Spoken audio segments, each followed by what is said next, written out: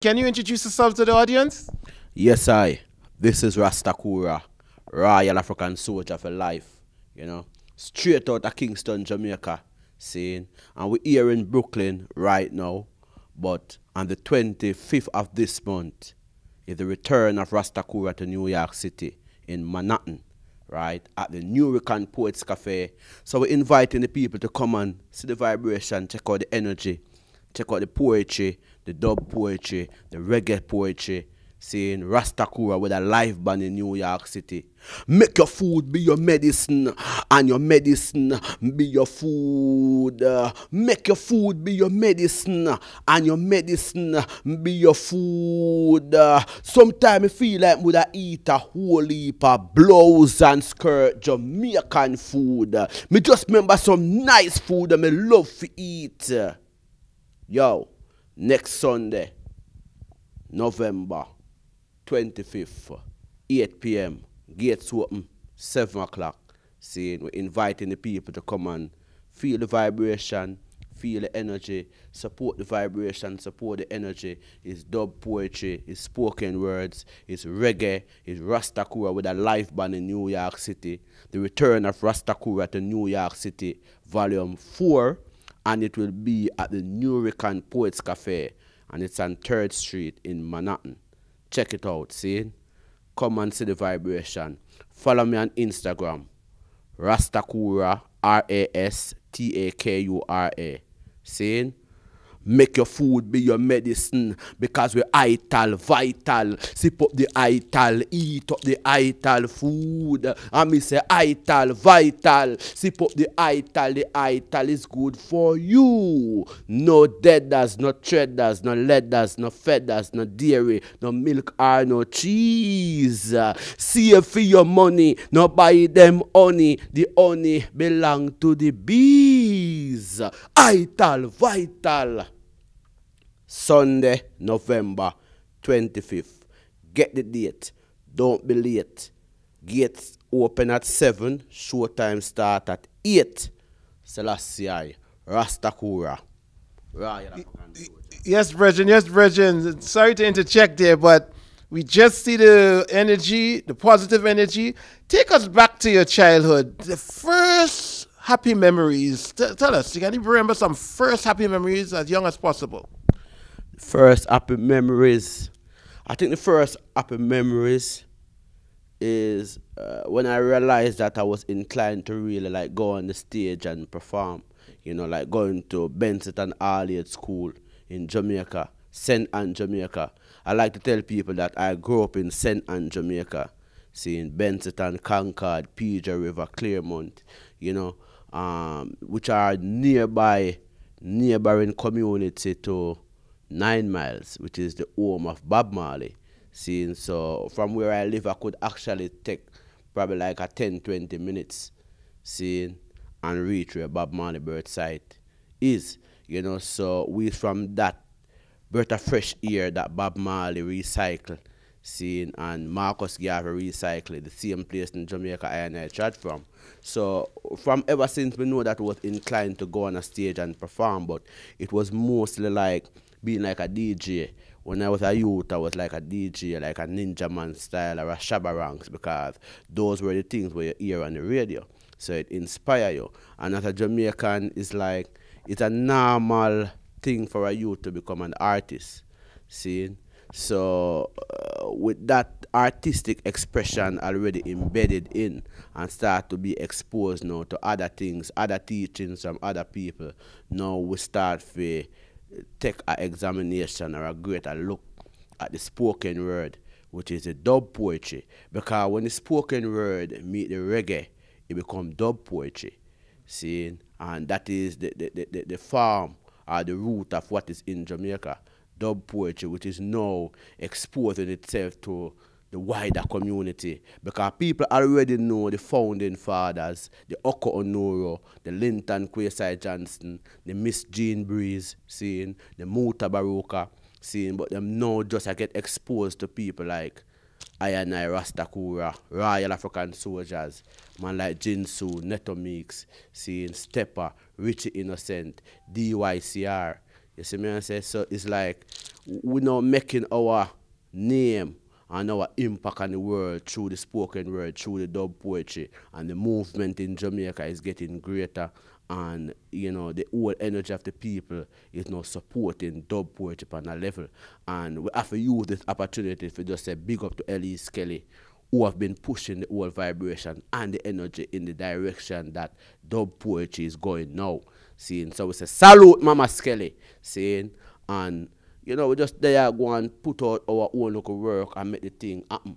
Seeing, there's an annual festival that we host in Jamaica, which is This Poem Words and Agro Festival, and it's on the last Sunday in April each year, seeing, in Port Antonio, Jamaica. So we're inviting the world to come to Jamaica, come support the vibes. When you come to Jamaica, you come to a show, you can have a legal light up, seeing, light up your spliff, light up your cannabis, seeing, and celebrate Jamaica, celebrate Rasta, seeing. So we're inviting the people, when you're coming to Jamaica, make a date the last Sunday in April. This Poem Words and Agro Festival. Come support the vibration, support the energy, seeing. But we are making no say next week Sunday, yes, the 25th of November, yes, seeing New York Poets Cafe, a thing called The Return of Takura to New York City, Volume 4. Yes. It will also feature a bridging Ras Osajifu, Ras Atiba, seeing, and it's a live band edition. So we're inviting the people to come and support. You can go on the New York Poets Cafe website and check out the details about about the event. See, you can also follow Rastakura on Instagram and get all the details about the event. Seeing, which is next Sunday, the 25th of November, 2018, Manhattan. Seeing 3rd Street. Seeing Van All-Star will be there spinning and juggling ital tune. Seeing the event will be hosted by Miss Sharon Garden, seeing, of CPR. So it's something that people can just come and know, say you're going to get not just food for your mind, but also food for your belly. Yes. Seeing, so come for the thing, man, come for the vibration, come for the energy, Yeah. So you mentioned that you grew up on a farm. All right. I grew up on a farm, in rural St. Anne, Jamaica, a place called York District. In York District, most people in my community is farmers. Everybody grows something. But the thing about the farms, though, is really what you classify as subsistence farm. And I was talking to my friend last night or this morning on the phone, and I was telling him that I was just having a discussion that the agriculture that we practice in those areas, none of the land them. After I go and advance my studies in agriculture, I realize that really none of the land them is really suitable for our cultivated crops that we have used, because first thing, you cannot mechanize those farms.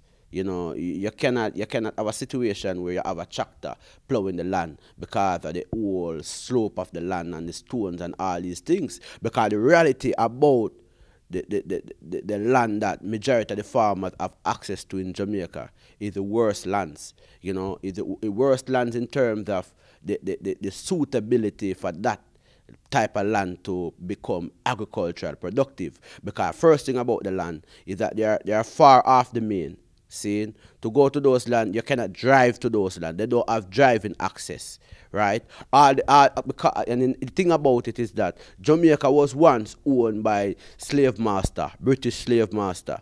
Seeing, and after slavery, they don't give no form of recompensation to the farmer slave, which is my ancestors. Seeing, so because of no form of recompensation in terms of cash or kinds, and no form of land or anything like that of possession, seeing, I people become the people and the gully banks, basically. So we develop from that. So the majority of the people who keep agriculture alive in Jamaica is people who are doing subsistence farming and little or no land, seeing, because of the whole impact that slavery have had over the years. Because what happened after slavery is that the white man control his land.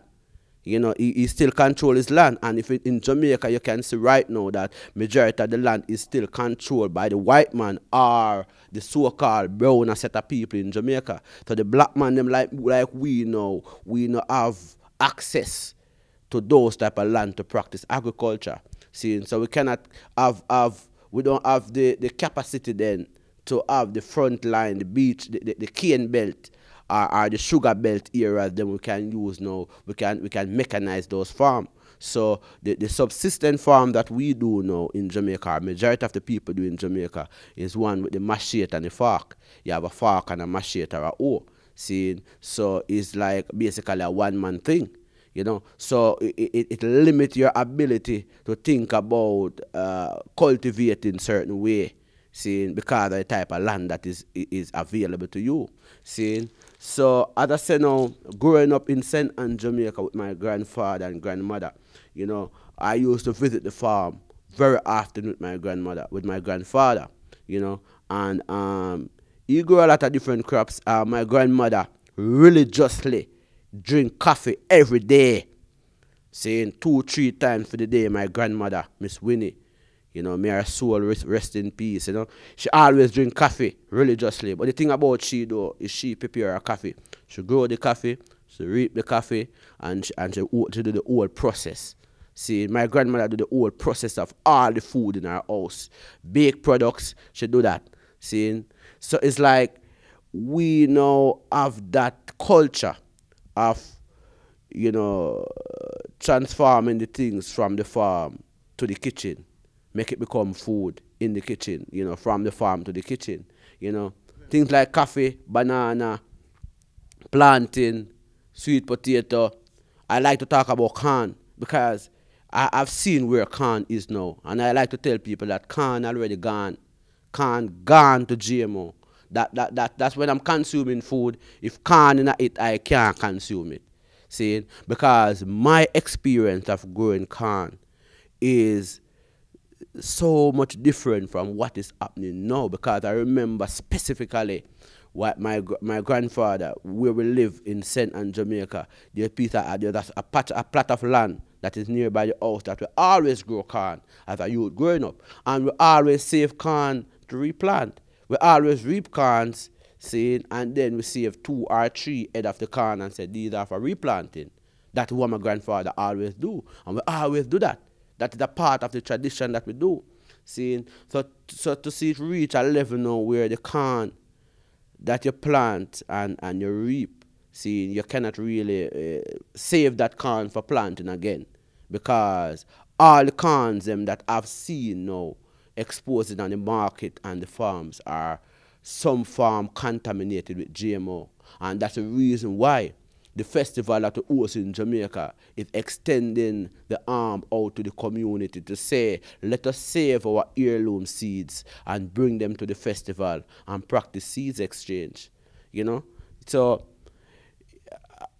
I mean, I don't want to get emotional when we're talking about these things, because people need to know.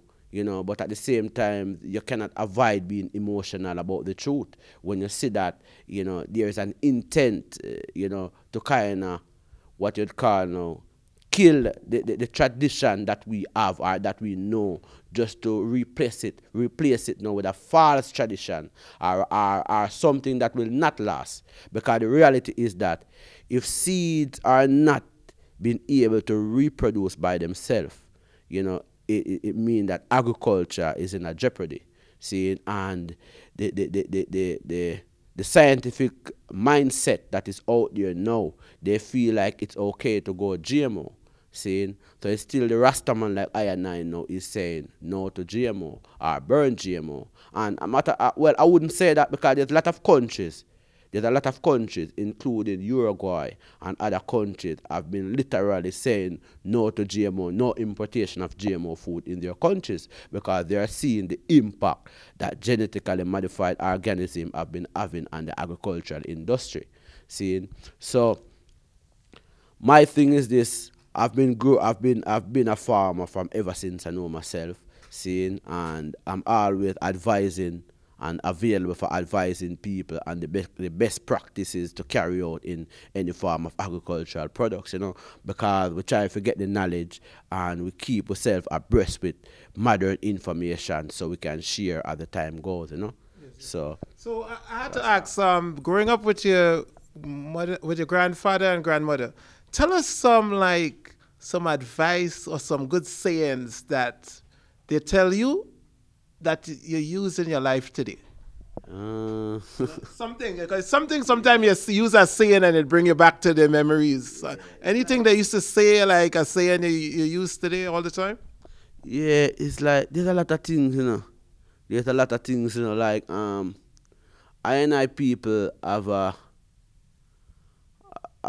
saying of saying that they're not going to spoil, they're not going to save the rod and spoil the child. So I know that I as a youth like this now where every Sunday morning I get a beating. Saying I get a spanking from my grandmother because she want I to go to church and I have a rebellion spirit and I know where in a churchical. Seeing so it's something that I always remember, but you're not going to save the rod and spoil the child. See, but I'm not a spoiled child still. But you know, I really rebel against the church. I've been rebelling against the church from them time there. You know, so it's the vibration, but it's a thing where it's still in my mind. And you know, regardless of what, we still love grandmother like God. Yeah. Yeah. And then before we go, I know you mentioned the agricultural school. Tell us a little more about getting in there. You know, first of all, how did you decide to go there? And you know, some of what you learned, because I noticed you really speak some of the science of agriculture, so you really know what you're speaking about. Did you get some knowledge from that experience? Yeah, man. Yeah, man. Yeah, man. I was not the brightest student in my class. Never. You know, I would never take that credit to be one of the brightest students in my class. But I've always have the ability to just listen and interpret my way. I like to tell people that I failed the most exams in school. See, but I always go and resit them. See, but because you know, because the way all me interpret kind of different from the way all they present, and sometimes it take a time to learn. Seeing, but when I learn it and I can interpret it my way. Seeing, so it's like, I would say, repeat the question. Yeah. No, so the agricultural school, I'll rephrase it like this. Tell us a little more about your experience then. Would you recommend that like younger kids go to that school to like, you know, because I notice you speak a lot using like provable scientific terms about agriculture, not just like what you think about, you know, you can prove it. Yeah. Yes, I would recommend. Youths and people to get scientific knowledge about agriculture, and I would also advise the governments and the people who are in the educational structure of the whole thing, especially Jamaica, to make agriculture become more, not just make it become more sexy, but make it become more socially acceptable and make it become more legal. Meaning that I've studied in the two main agricultural institutions in Jamaica, right? And there's nothing that we studied about cannabis sativa. There's nothing that is in the curriculum about marijuana production. To the point where it's a couple years ago, I went to the wharf with my brethren, which is I Nation Books, you know, was on the road, you know, and he went and collect some books, right? And I saw on one of the book, the it marked the cultural practices of growing marijuana. And I felt very insecure when I see it because I was saying to myself, but with all the institutions that I've been to in Jamaica, none of them have given us any information about growing ganja in Jamaica. See? And even though I know that, you know, as student is you to go and explore, but I'm saying that because it is illegal, or it was illegal, it become a shuttle or a shackle to learn about the thing because it is illegal. And that is a backward movement. So I'm saying to all the countries now and all the people who is not yet thinking about legalizing marijuana, legalize the information so the youth them can study and know what is happening. See, that is what I'm saying. So I would advise any youth to go to Nakalva Agricultural School in Jamaica or go to the College of Agriculture, Science and Education in Jamaica. And it's basic. It's all the basic same requirement. To go to Nakalva is the same thing like going to a high school where you have to get a CXCs and stuff like that and, you know, get your matriculation and go into pass the exams and stuff like that. And as a youth now studying at Nakalva is like College of Agriculture, Science and Education is like one of the feeder schools them that you think about and say that's the next level that we want to move to. So it's from Nakalva to Case, which is the College of Agriculture, Science and Education. Seeing, so it's that type of vibration. Seeing, so most youth now who is on the Nakalva Agricultural Campus, according to society, if they're ambitious, they're supposed to be thinking about going to the College of Agriculture. You see? That's all the whole thing structure. Yeah, I think that should answer your question. Okay. Thank you. Mutabaruka, you mentioned him. Was he like a known person when you were growing up, Mutabaruka? Because I know globally a lot of people know him for a poet out of Jamaica. Yeah, yeah. I would say that I was introduced to Mutabaruka when I was about 13. Seeing, and ever since I've been introduced to Mutabaruka, I've been like a student of Mutabaruka from ever since, and even more outside of a student, but more even like a father figure. Seeing, and then now Muta now become a man now where I get to know. Seeing, and me and him make certain chat on the road, and at one point me and Muta have a farm together. Seeing, and I grow food in Jamaica. Seeing, so we have a personal interaction. Seeing, like that. Seeing, and Mutabaruka is also being featured on my Food War album in the track titled The Science of Agriculture. Seeing, so yeah, we've been doing some stuff and doing some work and associate with each other and the whole thing. Seeing, the festival that I host in Jamaica, which is This Poem Words and Agro Festival. This poem is really one of the title poems for one of Mutabaruka's poem. And I always tell people that this poem, the festival, is really saying respect to Mutabaruka and respect to the work of Mutabaruka. You see me, I say, so it's an elder where I and I really honor and look up to a certain way, Yes. So I just say it go. So I noticed, because I see you at a lot of events, right? I travel to. So we see where you are now. At what time in your life you started to pay attention about healthy eating? About healthy eating, say, to answer a question like that is this now. I think it's in the same time, 14, 15, 16. Because I remember when we stopped eat flesh, it's when I was 16, when we just got Nakalva Agricultural School. Seeing, so it's like it was within that same time I started to examine healthy eating, because my healthy eating philosophy or concept come from the old vibration of Rastafari, come from being a Rastafari. The social and the social teachings of Rastafari is one of health. And make your food be a medicine and your medicine be your food, which is a quotation from the father of medicine, who's Imhotep. Seeing, so if the father of medicine is saying, make your food be a medicine, your medicine be your food. Seeing, and Rastafari liberty is really up on that. There's no way a man like Takura could really escape that knowledge. Seeing, so it's out of the knowledge now. We start to practice the practice, which is the eating healthy and the teachings and telling the people that, the best food you know is the food that you grow. Seeing, and we live in a time now where it is much different agriculturally now and technologically. It is much different now than 40 years ago. See, because 40 years ago, we never know anything about GMO. You see me I say? But now we have genetically modified organism being sold in the supermarket, being sold on the shelf and being sold to people, seeing, without their knowledge. Seeing, so my message to the people is, we have to try to find out, who our farmers are, who is growing our food, and, we advise the farmers and the people to start the practice of saving natural, ital, organic seeds, seeing, and practice seeds exchange. Because with the advent of GMO, when a seed is being genetically modified, it actually loses its ability to reproduce. So, each time the farmer wants a new stack of seeds, they have to return to the source to get new seeds.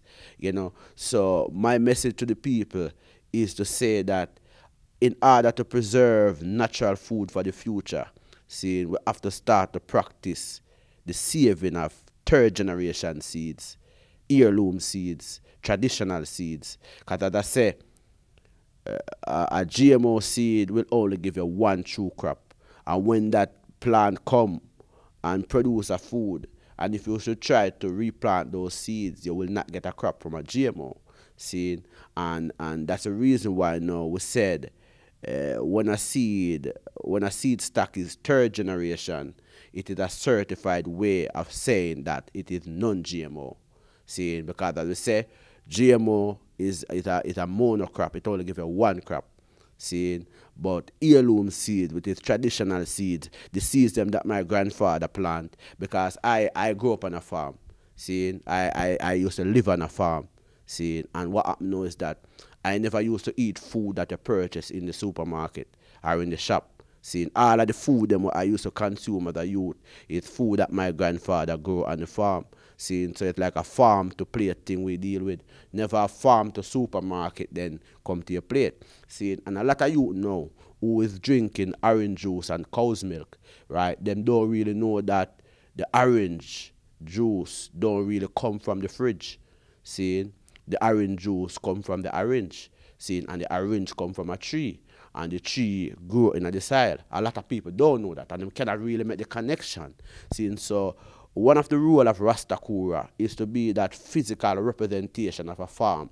That's when a youth see Rastakura, him can even look at Rastakura and get a total understanding that a seed is supposed to produce food, seed, and more seeds for replanting. A seed not just supposed to produce food and the cycle of the seed done, and then no, you have to buy more seed. Seed don't produce in supermarket, are in seed stores. Seeds produced from plants. See, so plants supposed to be in a situation where it continue life, it continue the cycle of life. That means when the seeds are mature, the seeds are supposed to in a situation or a condition where it can reproduce and keep recycling. See, so my knowledge of agriculture is. And food, agriculture, food security, and health eating is the same. It's one of the same. See, and I like to tell people that when I study Haile Selassie, and Haile Selassie said that a people and a country that become self-sufficient through the advancement of agriculture, them can look forward to the future with confidence. See, when I hear Haile Selassie say that, see, I feel like it's I personally my talk to. See, and when I see Haile Selassie say that now and interpret it as him talking to me, I start to pursue studies in agriculture. See, and so now we find a way at Nakalva Agricultural School, see, in Hanover, Jamaica, and we pursue studies in agriculture in the time that a lot of youth would be in high school. We were doing what you call vocational training in general agriculture. See, and then we further on our studies in general agriculture at the College of Agriculture, Science and Education in Jamaica. See, so we try to get the scientific knowledge to mix with the traditional knowledge. Because I say, I born on a farm. See, my grandfather, my grandmother, all the food with them people consume is food with them produce. See, and that is how my community was, and that's the type of community that I know. So we just go to school now to kind of advance the ancient knowledge. See, so that's why when Rastakura say seeds exchange is the only way forward, there's no other way forward but preserving natural organic seeds and practice seeds exchange. So we say seeds exchange from gate to gate, parish to parish and state to state. Join the pollination for safe foods direction in a time of plastic foods invasion. Listen, me plant heirloom seeds in the earth, and the ganja plant start to grow. Ganja maker, ganja planter, Rastakura, ganja maker. Me plant heirloom seeds in the earth, and the ganja plant start to grow. So me say seeds exchange from gate to gate, parish to parish and state to state. Join the pollination for safe foods direction in a time of plastic foods invasion.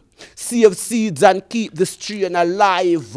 Jamaica is known for a variety of natives.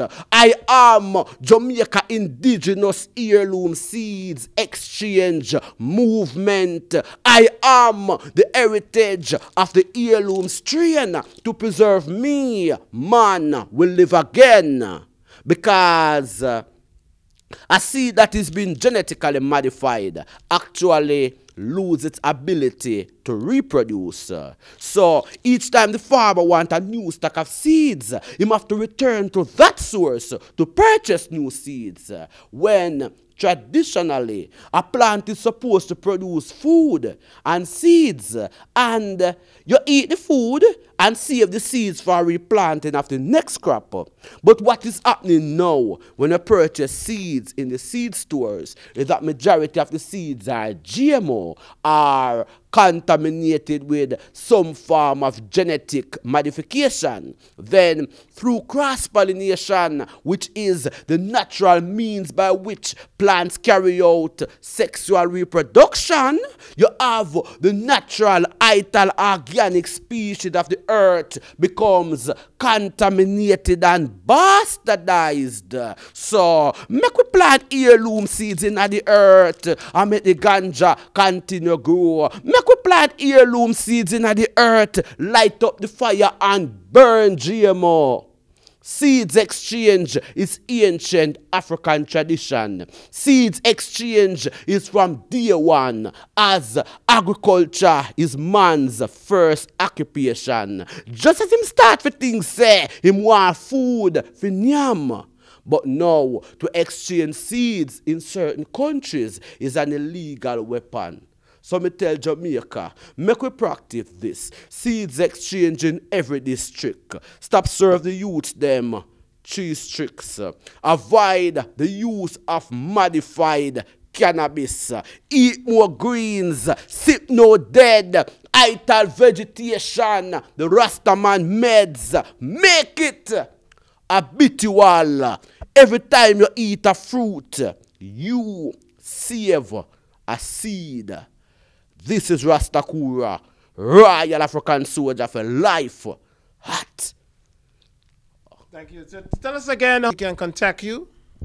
The contacts, Rastakura, Rastakura.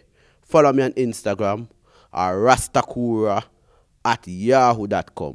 Saying rastakura@yahoo.com. Rastakura on Facebook, Rastakura. Follow me on Instagram, Rastakura. Make this a date though. Don't be late. Sunday, November 25th. New Poets Cafe, Rastakura. Live from Kingston, Jamaica. Saying Rastafari. Thanks for talking to us. Yeah, man. Respect, brother. Give thanks. It's an honor to be here, you know. Rasta.